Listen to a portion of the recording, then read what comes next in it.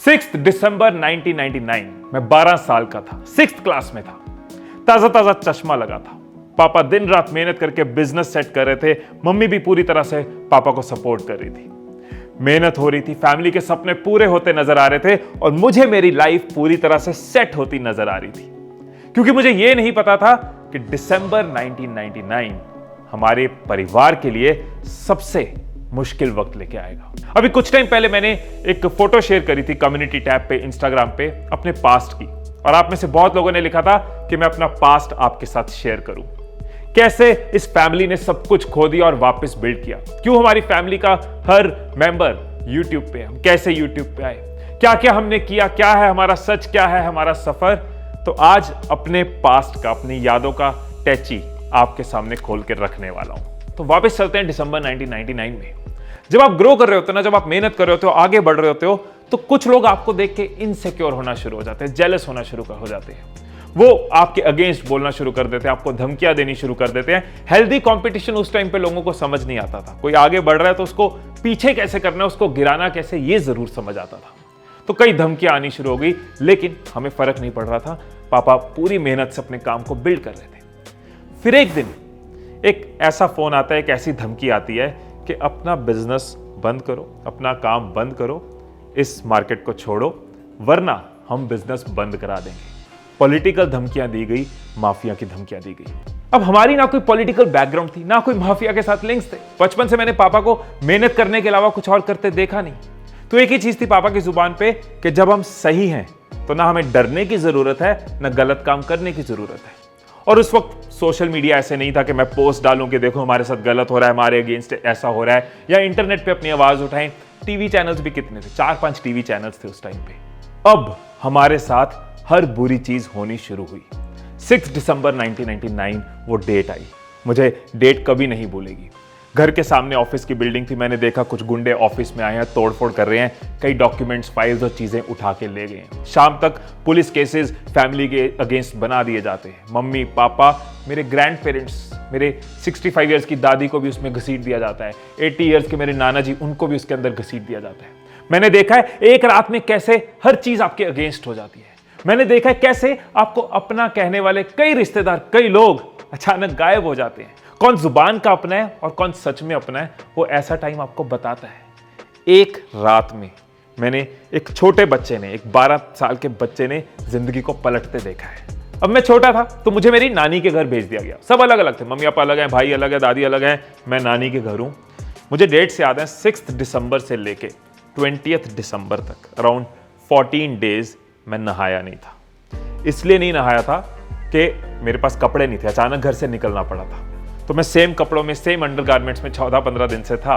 और प्रॉब्लम क्या थी कि मैं नानी को ये बोल नहीं पा रहा था कि सब इतने परेशान है, इतनी टेंशन फैमिली पे चल रही है, और मैं नानी को बोलूं कि मेरे पास कपड़े नहीं है, कपड़े लेने जाना है।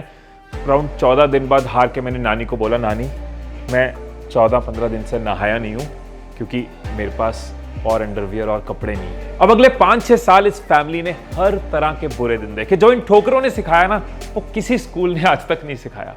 क्योंकि बिजनेस की एक नेचर है कि जब आपका बिजनेस बंद होता है, जिसने आपको पैसे देने हैं वो आपको नजर नहीं आएंगे, वो गायब हो जाएंगे। जिससे आपसे पैसे लेने हैं वो आपके सर पे आके खड़े हो जाएंगे। तो अगले कई साल हर चीज देखी जो उस एज में बहुत ही रेयर किसी ने देखा होगा। उसी टाइम पे क्या केसेस होते हैं, क्या पुलिस होती है, क्या कर्ज होता है, घर बिक गया, हर चीज बिक गई, वो सब हमारे साथ हुआ। हर तरह के छोटे बड़े काम किए, 1-1 रुपए का जलजीरा बेचा, 10-10 रुपए का पिस्ता मिल्क बेचा। मुझे याद है मम्मी दूध गर्म कर रही हैं, बना रही हैं, दादी ड्राई फ्रूट काट रही हैं, पापा ग्लासेस में उसकी पूरी पैकेजिंग कर रहे हैं। 10-10 रुपए के पिस्ता मिल्क भी बेचे और कई तरह के काम उस टाइम पे किया। मरता क्या नहीं करता, हर तरह की चीज करी। भैया कॉलेज के बाद कॉलेज से आते थे और ट्यूशंस पढ़ाते थे घर घर जाके। उन्होंने अपने कॉलेज की फीस निकाली। मेरे स्कूल की फीस कई रिश्तेदारों ने, नानी, मासी, बुआ, उन लोगों ने मिलकर मेरे को पढ़ाया। इसी बीच अब स्कूल जाना था, स्कूल दूर था, तो मेरी बुआ की बेटी तनु, उसने मुझे अपना साइकिल दे दिया कि मेरे अभी उतने काम का नहीं है, तो स्कूल जा पाएगा। Sweet offer. मैं पिंक कलर के लेडी बर्ड में स्कूल जाता था, राइट। सोच के देखो, एक 6th क्लास का बच्चा जब एक लेडीज साइकिल पे स्कूल पहुंचता है तो कितना मजाक उड़ता होगा। और उस वक्त इतनी हिम्मत नहीं होती थी ना मजाक ले लेते, उस वक्त एक डर होता था, उस वक्त दुनियादारी से भी फर्क पड़ता था। आज तो अब तो पत्थर बन चुके हैं। तो मेरा नाम हिमीश से हिमिका बना दिया। उनका भी कसूर नहीं था, वो भी बच्चे थे जो मेरा मजाक उड़ाते थे। लेकिन मेरे साथ क्या होता था, मैं तो रोता था ना कि हर रोज एक लेडी साइकिल में अपने घर से जाना, रास्ते में भी मजाक उड़ना, स्कूल में भी मजाक उड़ना, कई तरह के नाम मेरे उस टाइम पे थे। और वो एक दिन की बात नहीं थी, वो काफी लंबी बात थी, कई दिनों की बात थी, कई महीनों की बात थी। समहाउ मैं उस टाइम को कभी भूल नहीं पाता। मैं बहुत बार याद करता हूं, क्योंकि वो आवाजें, वो नाम, हम पंजाबी में उसको छेड़ कहते हैं, टीज करना, वो टीज करना याद है, वो शक्लें याद है जो मेरे पे हंस रही थी। उस इंसिडेंट की वजह से ना ये क्लियर हो गया था, ये समझ आ गया था कि जिंदगी में ना एक्शंस के साथ जवाब देना है इस दिन का। बचपन में पैसे की इंपॉर्टेंस क्या होती है, वैल्यू क्या होती है, ये दिमाग में अच्छी तरह से छप गई थी। ये है वो मुश्किल वक्त जिसको मैं अपना सबसे बड़ा टीचर मानता हूं। ये जो मुश्किल समय होता है, ये मुश्किल समय में बहुत तंग करता है, बहुत घुटन फील होती है, बहुत डर लगता है। कई अपने उस टाइम पे हमसे दूर होते नजर आते हैं। ये मुश्किल समय सांस घोटता है, लेकिन यही मुश्किल समय है जो आपको सिखाता है, यही मुश्किल समय है जो आपको बनाता है, यही मुश्किल समय है जो आपके अंदर हिम्मत पैदा करता है, यही मुश्किल समय है जो आपके अंदर डर खत्म करता है। यही मुश्किल समय की वजह से शुक्र है वो मुश्किल समय था, उसकी वजह से आज कई चीजें कर पाते हैं। वो मुश्किल समय था, इसीलिए हिम्मत आई बड़े बड़े रिस्क लेने की। शुक्र है वो मुश्किल समय था, इसीलिए मैंने और इस पूरी फैमिली ने अपने अपने करियर में, अपने अपने बिजनेस में कई अचीवमेंट्स हासिल करी। शुक्र है वो मुश्किल समय था, आज दिल से ट्रेनिंग्स देते हैं, इंस्पायर करते हैं, यूट्यूब पे भी एक पहचान बनाई और इतने लोगों का प्यार मिला, क्योंकि वो मुश्किल समय था। उस टाइम पे जो पिंक कलर के लेडी बर्ड साइकिल पे बैठना पड़ा ना, उसी की वजह से आज बिजनेस क्लास में ट्रेवल कर पाता हूं। उस टाइम पे जो घर बेचना पड़ा ना, आज इंडिया की कैपिटल में पूरी फैमिली के अपने घर हैं। उस टाइम पे जो प्रॉब्लम्स फेस हुई, जो दर्द हुई, जो नींदें उड़ी, आज दिन रात इतने लोगों का प्यार मिल रहा है। आप भी याद करो कि पास्ट में अगर कोई मुश्किल समय आया, उस वक्त बुरा लग रहा था, लेकिन आज लग रहा है कि वो वक्त जरूरी था। जो हुआ वो हमारे लिए हुआ।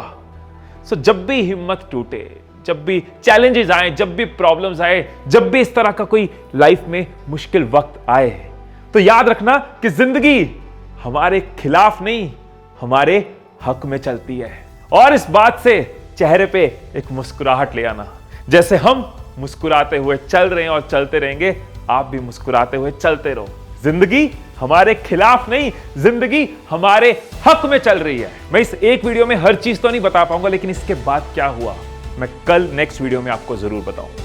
कहते हैं कि इंसान अपने तजुर्बे से तो सीखता है, लेकिन जब दूसरों के तजुर्बे से सीख ले तो वो जल्दी आगे बढ़ता है और उसका टाइम बचता है।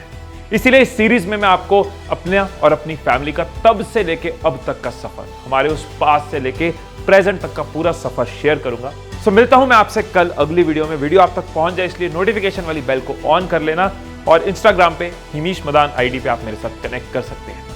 फिर मिलेंगे अगली वीडियो में, और ये याद रखना कि जिंदगी हमारे खिलाफ नहीं, जिंदगी हमारे हक में चल रही है। और अगर इस बात को मानते हो तो कमेंट्स में भी लिख देना। फिर मिलेंगे अगली वीडियो में, तब तक खुश रहिए, खुशियां बांटते रहिए, and I love you all.